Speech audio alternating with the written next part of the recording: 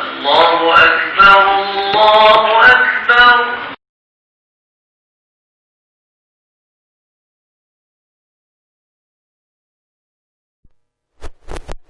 باب معرفة الركعتين اللتين كان يصليهما النبي صلى الله عليه وسلم بعد العصر. Ini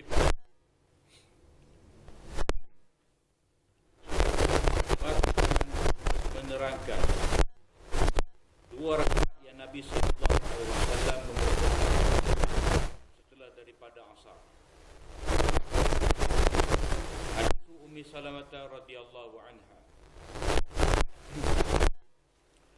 An Quraib an Ibn Abbas wal Miswar ibn Makhramah wa Abdurrahman ibn Azhar radhiyallahu anhu arsaluhu ila Aisyah radhiyallahu anha faqalu iqra 'alayha as-salam minna jami'an wa salaha min rak'atayn ba'da salati al-'asr wa kullaha ukhbirna annaki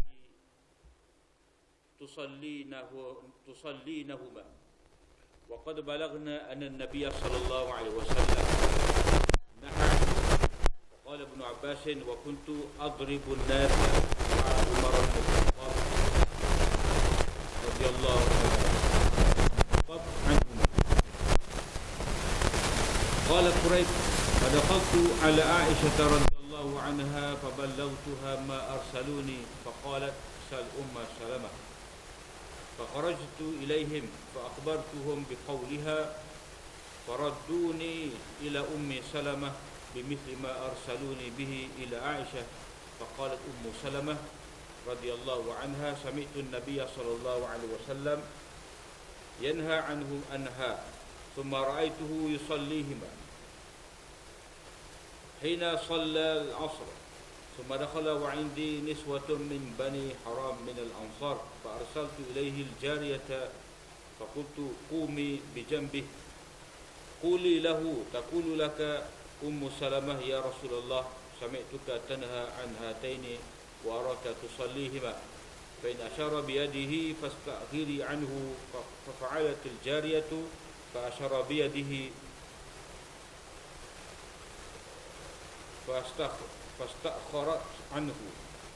فاستأخرت عنه فلما انصرف قال يا بنت أبي أمية سألت عن ركعتين بعد العصر وإنه أتاني ناس من عبد القيس فشغلوني عن الركعتين اللتين بعد الظهر فهما هاتان.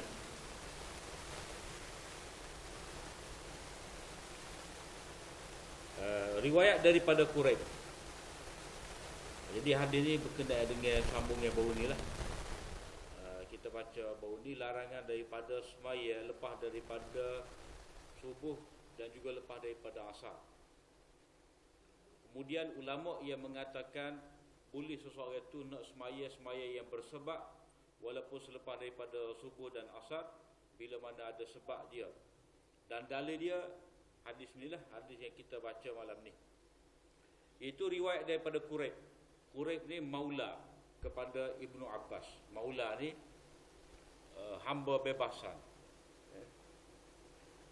Riwayat daripada Quraib bahawa Ibnu Abbas, Miswar bin Makhramah dan Abdurrahman bin Azhar telah menghantarnya untuk menemui Aisyah radhiyallahu anha. Mana Quraib ni telah diarahkan oleh Ibnu Abbas dan dua orang lagi supaya pergi bertanya kepada Aisyah. Jadi pergi bertanya ni tentang masalah lah. Masalah tadi lah. Masalah boleh kalau tidak semaya 2 rakaat semaya lepas daripada asar. Padahal ada hadis yang terdapat hadis yang melarang. Jadi Ibnu Abbas dan juga dua sahabat tadi hantar dia untuk menemui Aisyah. Faqalu, mereka bertiga berkata, Iqra 'alaiha salam minna jami'an. Kamu kirimkanlah salam daripada kami semua ni kepada salam. Mana bolehlah kita salah kau mana kita tak pergi sendiri, tapi kita salah. Assalamualaikum.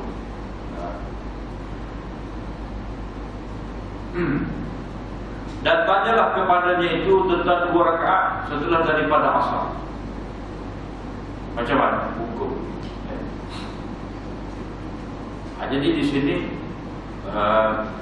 Aisyah, oleh kerana dia isteri Nabi SAW, beliau dirujuklah dalam masalah ini. Sebab apa?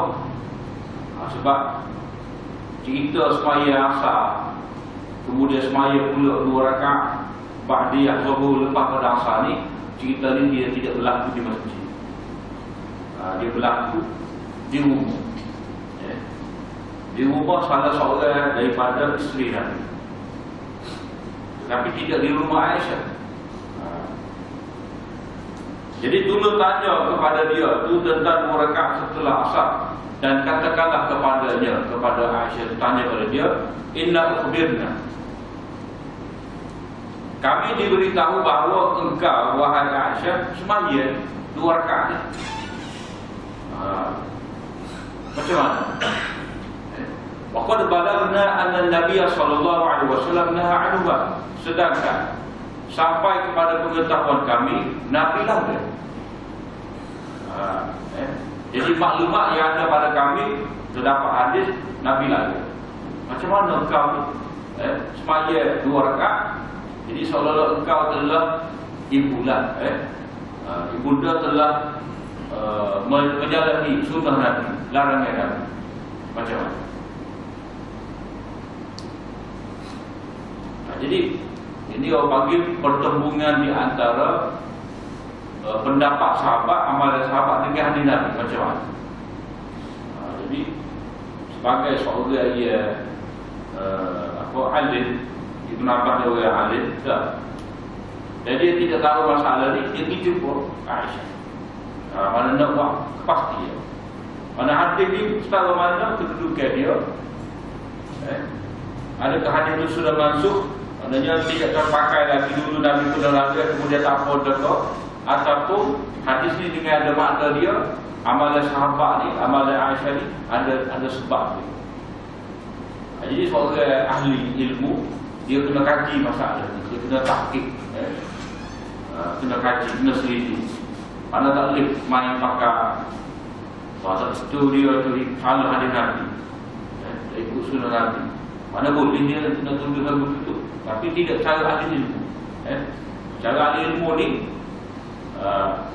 dia akan buat kepastian, sama ada dia pergi sendiri ataupun dia tanya melalui orang lain. Mana di sini Ibnu Abbas dan 2 orang sahabat lagi, dia kirim Quraisy tadi sebagai wakil, sebagai wakil. Ibnu Abbas kata, aku ni bersama dengan Sayyidina Umar hukum mana yang rotak orang ramai ia semaya lepas daripada asar. Maknanya oleh kerana ada larangan daripada Nabi, Sayyidina Umar dengan Ibnu Abbas dia diam. Dia diam. Oleh orang semaya, maknanya menyalahi sunnah kan. Kemudian bila mana diberitahu, dapat berita bahawa Aisyah ni semaya juga, jadi terus tak dulu lah. Maka dia pun pergi waktu pasti. Kata Quraisy, aku pun masuk menemui Aisyah dan aku menyampaikan kepadanya itu apa yang mereka itu hantar. Maknanya dalam arahan yang diarahkan kepada Quraisy tadi, mula-mula dia salah dulu. Jadi di sini dia mereka pada fabalagh, aku sampaikan kepadanya, maknanya aku kira salah pada dia, aku sebutlah apa yang mereka tu perintah aku supaya sebut kepada Aisyah. Tiba-tiba faqala sal Ummah Salamah, kamu tanyalah Ummah Salamah.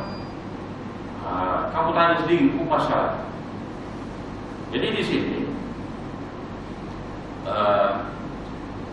dia banyak dalam bab ilmu, cara menuntut ilmu. bersabit dengan menuntut ilmu. Kalau tadi kirim orang wakil, tak apa wakil. Wakil pergi bertanya ataupun wakil menuntut ilmu.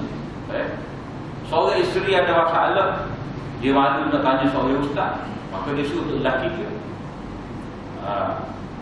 Boleh dah begitu.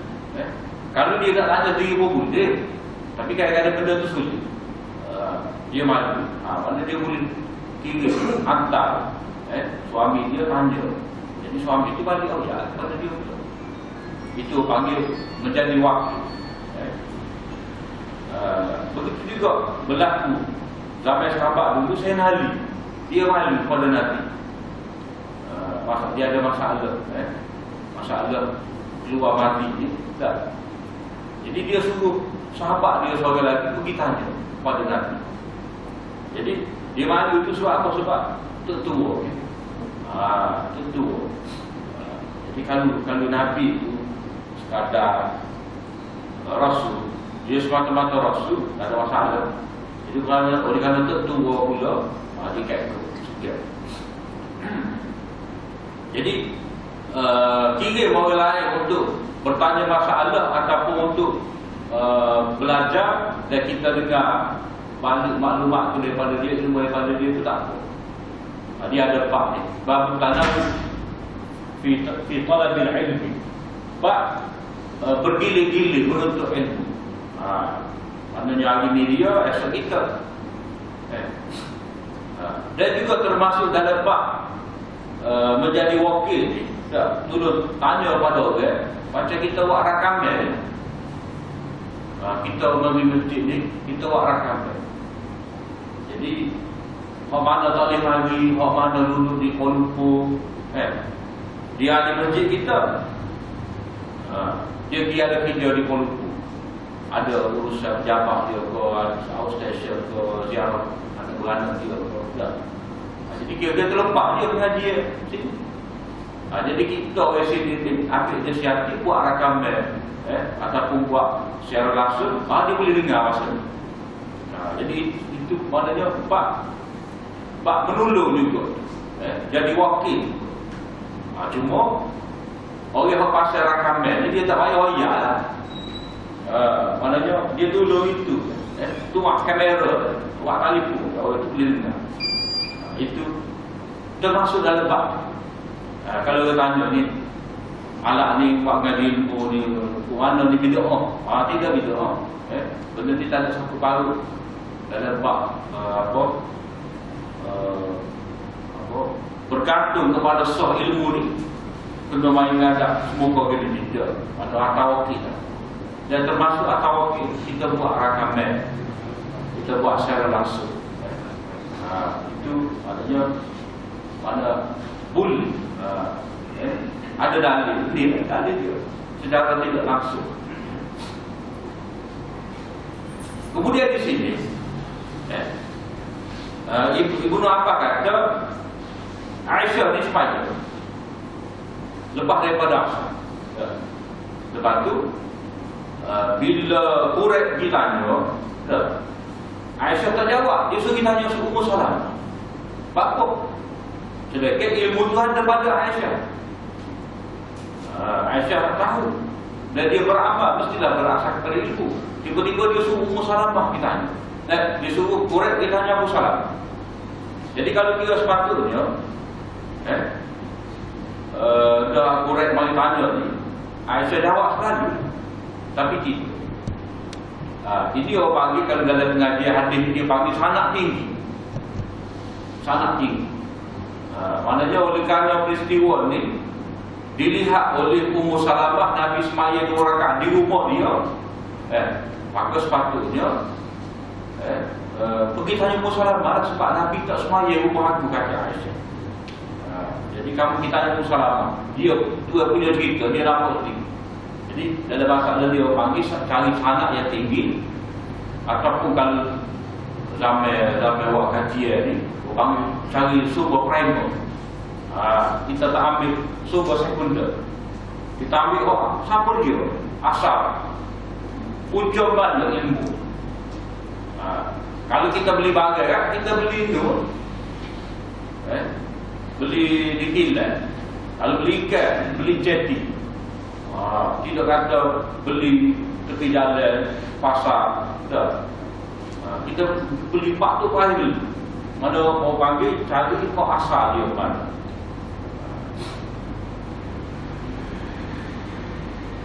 Jadi kata Quraisy, faqarajtu ilaihim fa'akhbartuhum biqawliha. Aku pun tinggallah balik daripada rumah Aisyah dan pergi semula kepada mereka tadi, kepada Ibn Abbas, kepada Makhramah dan kepada Abdul Rahman bin Ashab. Maknanya kalau dari segi kira sebenarnya dia boleh sangat dia nak pergi jumpa Ummu Salamah lagi. Sebab Aisyah kata kita nak Ummu Salamah. Mana kira-kira dia tu di rumah Ummu Salamah. Tapi tidak, dia patah balik semula. Sebab apa? Sebab dia mari ni bukan urusan Aisyah, tetapi urusan Ibn Abbas dengan Makhramah dengan Abdul Rahman. Jadi oleh kerana dia ni orang suruh Ibn Abbas, maka dia kena balik jumpa Ibn Abbas pula. Bukan kata dia sendiri pergi jumpa Ummu Salamah. Tidak lah tu. Jadi dia panggil salah satu daripada adab juga. Berada. Kemudian kata Quraisy, aku pun memberitahu kepada mereka bertiga tadi kata-kata Aisyah, yang mana Aisyah suruh pergi jumpa Ummu Salamah. Faraduni ila Ummi Salamah bimithli ma arsalu li ila Aisyah. Jadi dia waktu tu suruh aku pergi jumpa Ummu Salamah, pergi beritahu kepada Ummu Salamah ni perkara yang sama yang mereka tu suruh aku beritahu kepada Aisyah mula-mula tadi. Maknanya beritahulah kepada Ummu Salamah bahawa kami bertiga ni kira satu. Kemudian kami mendapat tahu Nabi laga, Nabi laga semaya lepas daripada asal ni. Tiba-tiba Nabi semaya dulu. Aisyah semaya. Macam mana? Faqalat Ummu Salamah. Ummu Salamah jawab, memanglah aku mendengar Nabi SAW melawat. Kemudian aku tengok Nabi semaya. Maknanya apa yang diberitahu oleh Ibn Abbas tu, aku tahu juga bahawa Nabi pernah lalu. Kemudian aku tengok Nabi SAW semaya lepas daripada asar ni.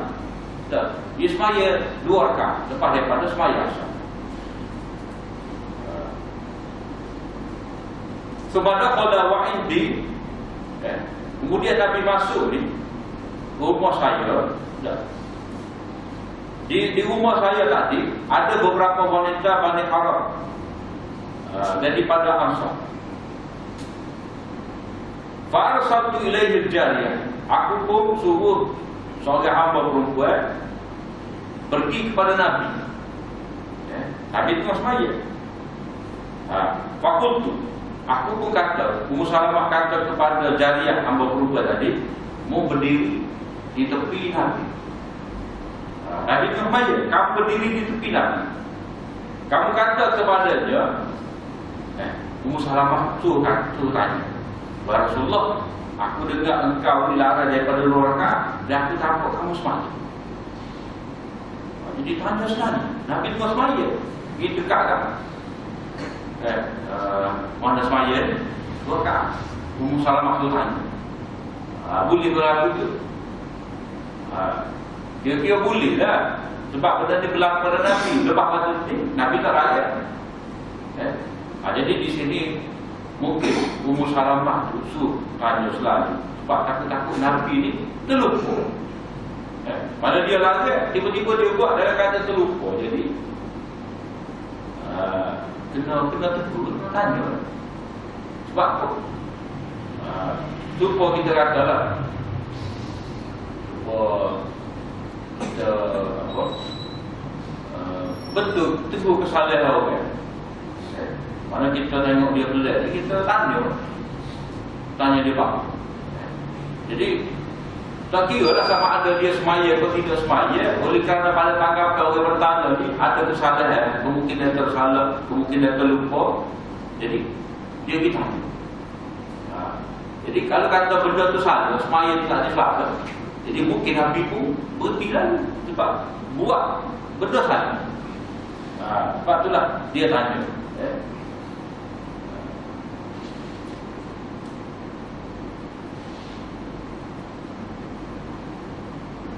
Dan aku lihat kamu semaya ni.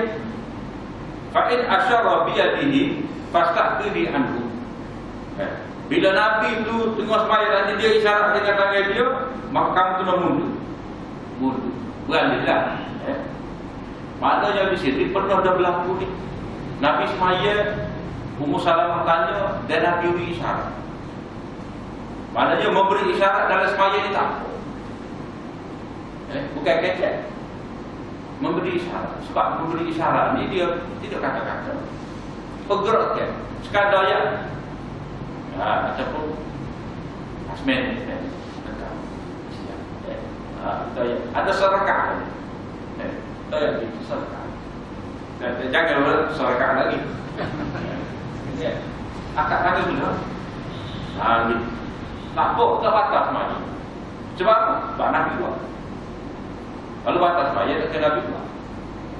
Jadi di sini isyarat tidak membatalkan semaya. Tidak membatalkan semaya. Kalau kata isyarat boleh, tak berarti dengar pun boleh juga. Sebab isyarat tadi sebagai jawapan. Jawapan itu pada soalan. Jadi soalan itu didengar. Ummu Salamah kata, kamu tanya pada Nabi, dalam mana 2 rakaat ni? Kamu lari, tiba-tiba kamu semaya. Maknanya Jariyah tadi main kecek dengan Nabi tengah semaya. Lepas tu Nabi jawab dengan beri isyarat. Isyarat tu makna tunggu dulu. Maknanya boleh kita nak dengar berbuala orang tengah semaya dan itu tidak menjejaskan semaya kita. Tak apa. Cuma orang dah buat jangan pasal telinga. Masalah di sini mendengar percakapan orang ni, mana mendengar pertanyaan orang. Mana ada orang bertanya tak apa. Macam kita tengah semaya sunat semua. Bini kita mari tu. Kan? Nak makan nasi betul. Kalau nak makan nasi kita nak bubur dulu ataupun nak panas. Dah. Kita pun dah. Tak apa. Dah. Orang kata, itu semua yang bertanya. Boleh. Mana jimat masa? Maknanya orang dia tanya itu benda perlu. Atau dia kata, sudah maya mati, kita bulan kita nak minat. Tidak ada. Mana boleh tu? Ya, kepada suami yang ikut semaya. Apa perlu dia buat? Tak.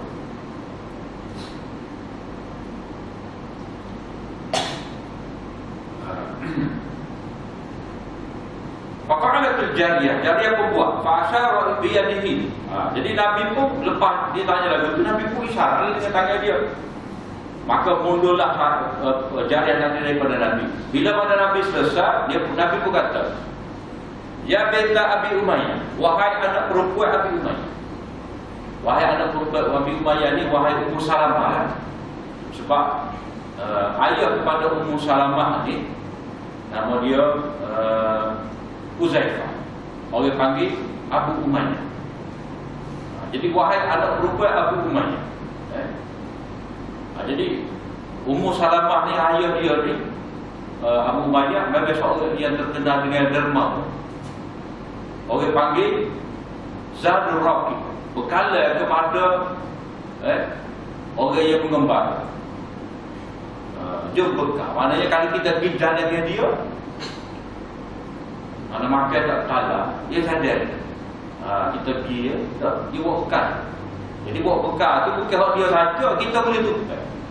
Mana dia? Orang nak tukar makan dia tu boleh.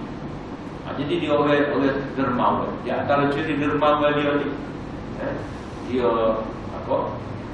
menyediakan bekal dalam perjalanannya, dan orang lain boleh tukar. Itu sepatutnya. Sepatutnya kita. Supaya kita main buka masa letih.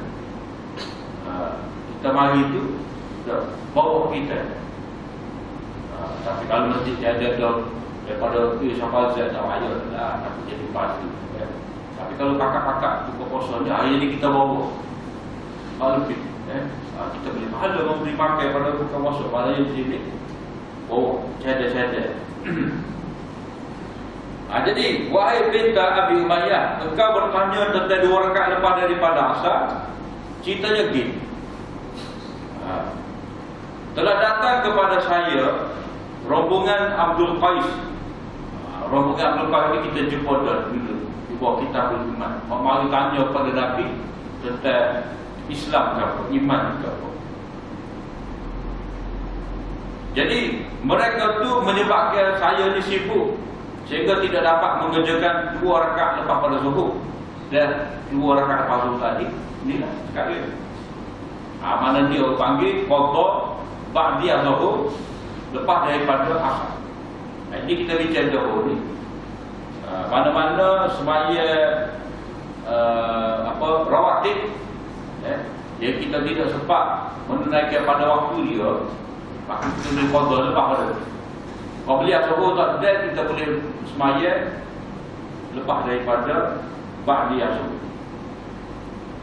Ba'da zuhur kalau tak ada, kita boleh semaya lepas pada asar. Ataupun boleh pada asar. Maknanya qada nawafil ataupun qada rawatib ni boleh. Qada rawatib boleh. Tapi kalau orang itu saja-saja, orang biasa, orang berzuhur, tak. Saja-saja, dulu saja. Orang komak dia pun semaya, apa tu? Nak qada tadi. Ada asar, bukan sebab dia telah melumpuhkan waktu itu dengan sengaja. Ada pohon Nabi ni, Nabi pilih di antara 2 perkara, apa mana lebih penting. Dia panggil bila bertembung 2 maslahah. Bila bertembung 2 perkara yang penting, maka kita kena pilih waktu lebih penting sekali. Ini orang panggil fiqh aulawiyah. Fiqh memahami keutamaan. Oleh kerana waktu tu waktu yang singkat, maka kita kena jaga mana lebih penting. Maknanya 2 perkara di sini ke apa? Semaya ba'da zuhur benda penting pada Nabi. Mari rombongan Abdul Qais. Ini penting juga. Lebih penting lagi. Sebab demo ni nak tanya Islam. Ada pohon api di semaya dia, ya, semaya sunnah. Tidak patut. Jadi demo tu nak belajar benda penting. Tentang agama. Jadi Nabi mendahulukan apa yang lebih penting lagi. Sebab kalau dia nak buat ni, orang panggil ibadat diri dia, amalan individu. Ada pun orang rombongan Abdul ni, dia mahu nak belajar, nak dapat hidayah. Lepas tu dia mahu ramah. Jadi kepentingan jemaah taklah diutamakan daripada kepentingan individu. Ibadat sunat ditangguhkan demi untuk menuntut ilmu. Dia punya kaedah. Kemudian dalam hadis ni juga kita boleh tengok selain daripada boleh qada semaya rawatib lepas daripada asar, di antara benda penting juga di sini Ummu Salamah ni tanya kepada Nabi sebab hukum. Oleh kerana Nabi semaya juga walaupun dia lagi, jadi dia pun tanya sebab apa semaya. Jadi seorang yang menuntut ilmu, dia kena tanya sebab bagi hukum. Macam kita kata, sebab apa kena puasa 9 bulan juga, 9 Muharram, apa tidak puasa 10 saja. Tak, sedangkan Ashura tu puasa Ashura hari ke-10, apa kena puasa juga bulan 9 bulan. Maka soal itu jawab 9 tu sebab Nabi kata kalau aku hidup tahun depan aku nak puasa hari 9. Nabi kata itu hak Nabi sebut. Ada satu lagi yang disebutkan oleh ulama, iaitu Nabi tak sebut serupa dengan orang Yahudi. Sebab orang Yahudi ni dia puasa 10 saja. Jadi dalam bab ni Nabi nak suruh beza, Nabi puasa juga 9. Kalau tanya Kak, apa Kak? Nak puasa sangat? Puasa 10 hari ni. Walaupun 10 hari tu orang Yahudi puasa. Maka dia kena wilah alasan. Sebab bersyukur kemenangan orang mukmin, kemenangan Nabi. Mana Nabi Musa selamat daripada Firaun pada hari itu. Jadi Nabi Musa berpuasa, orang Yahudi puasa. Dan Nabi kata kami ni lebih berhak lagi dengan Nabi Musa berbanding kamu. Jadi kami orang mukmin yang sebenarnya patut bersyukur. Jadi puasa itu kerana bersyukur atas kemenangan. Maknanya tanda terima kasih pada Allah SWT, maka kita pun bila satu hari kita buat ibadah. Jadi hari itu hari 10. Jadi oleh kerana orang Yahudi puasa, kita pun puasa juga, jadi kita suruh belajar, maka tambah hari ke-9. Jadi perlu kepada penuntut ilmu ni dia tanya sebab hukum. Panggil illah, punca hukum, ataupun tanya dalil.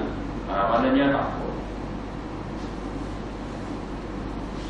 Kemudian di sini tadi juga selain daripada Aisyah ni, bila dia suruh tanya Ummu Salamah, suruh korek dia pergi tanya Ummu Salamah, ini sebagai kaedah cari hak asal dalam bab ilmu ni dah.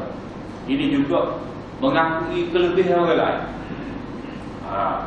Maknanya kita ni pandai dah, tapi ada lagi orang lebih pandai lagi daripada kita. Jadi orang main tanya kita bukan kita tanya orang tu lah, tanya ustaz tu lah, dia ada daripada saya. Maknanya kita sebagai seorang ahli ilmu, kita kena mengakui kelebihan daripada orang lain.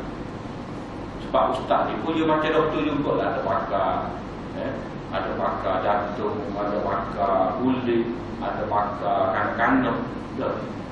Jadi kita tanya tu biar kena tepat. Jadi kalau kita doktor umum ni, kita tak berpandang, jadi kita pergi pada doktor pakar.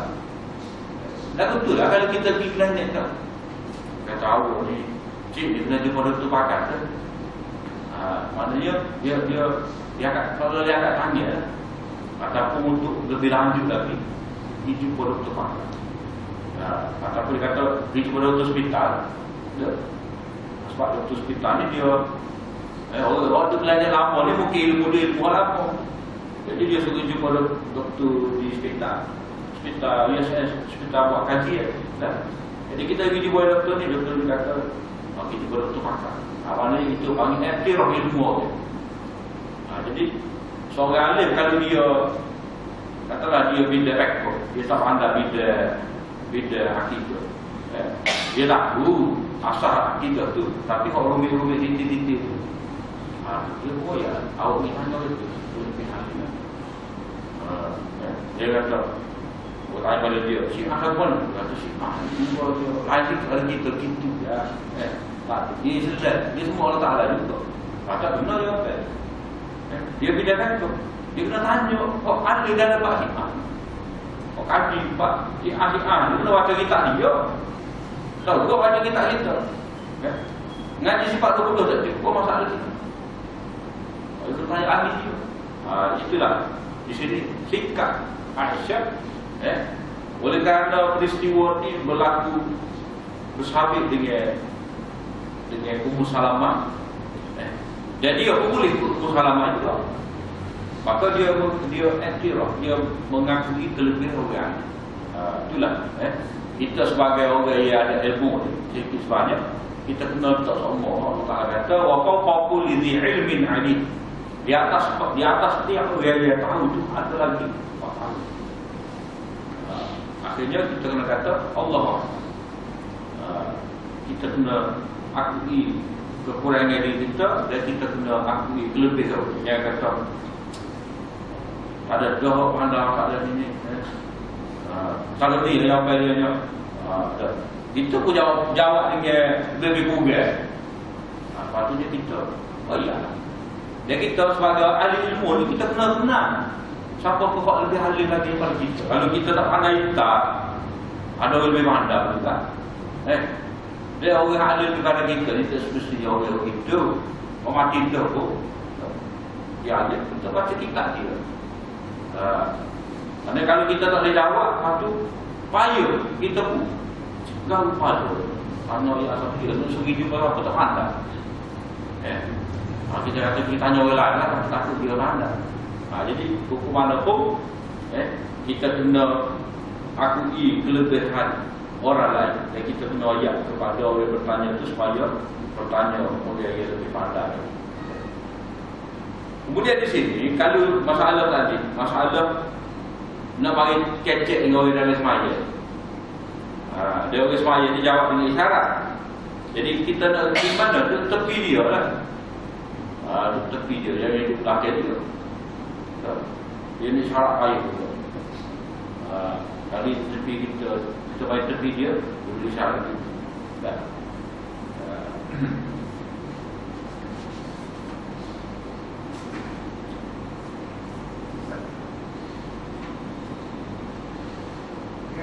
Masalah berisyarat pertanyaan ayat al-Quran dengan mulia proses pagi tak ada hak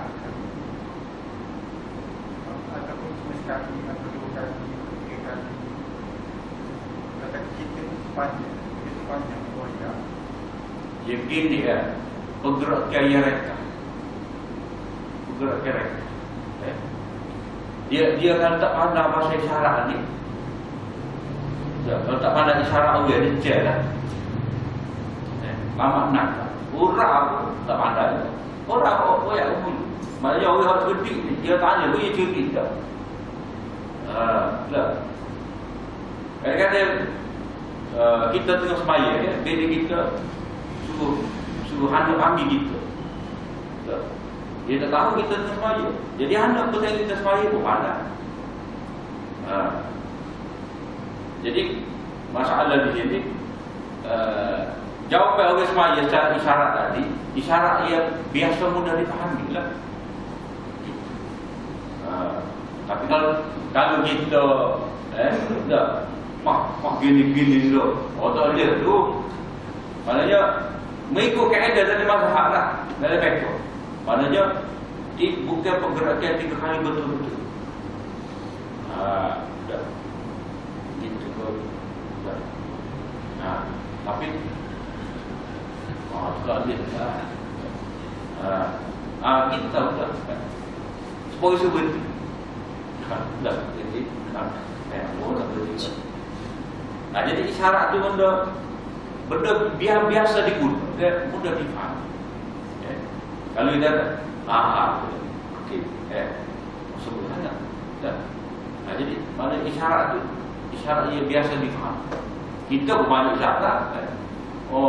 Puasa dia ni tu. Tapi kalau dah tengok, tak. Tu lebih tu. Ataupun setuju nak. Tak setuju nak orang kena kopi kita pun. Dia limo. Padahal asal boleh. Akal limo tu tak ada. Kemudian ada soalan lagi ini. Kita baca berbagai termasuk bab. Hadis Aisyah qalat rak'ataini. Rak'ataini itu rak'atan ni. Rak'atan ni. Rak'atani lam yakun Rasulullah sallallahu alaihi wasallam yad'uhuma sirran wal 'alaniyah rak'atani qabla salati subhi wa rak'atani ba'da al-'asr. Riwayat daripada Aisyah katanya 2 rakaat Nabi sallallahu alaihi wasallam tidak pernah tinggal, sama ada secara terang-terangan, secara bersendirian, sunyi-sunyian dan juga secara terbuka, itu 2 rakaat sebelum subuh dan 2 rakaat lepas asar. Maknanya ada semaya yang Nabi SAW sentiasa buat. Jadi 2 rakaat lepas asar. 2 rakaat lepas asar ni lah yang ditafsirkan oleh ulama sebagai Nabi qadha, ba'diyah. Sebab kita boleh tengok kadang-kadang dia email kan, lepas zuhur tu dia kadang-kadang nanti sekat dia Tanya dah. Kalau ambil anak sekolah pula. Jadi tak main guna dia. Jadi sebagai pemimpin memang tak dapat tidak, memang dia terpaksa layan pertanyaan masyarakat. Jadi seperti Nabi lah, bila Nabi sibuk layan khabar-khabar oleh para Muslim, jadi tak ada waktu nak jadi waktu nak untuk pasal. Jadi kalau kata orang nanti pangmore kalau mahasiswa pula ada tengah. Jadi masa ingat. Masa ingat. Kemudian bab istihbabi rakaat ini qabla salat al-fardhi. Wallahu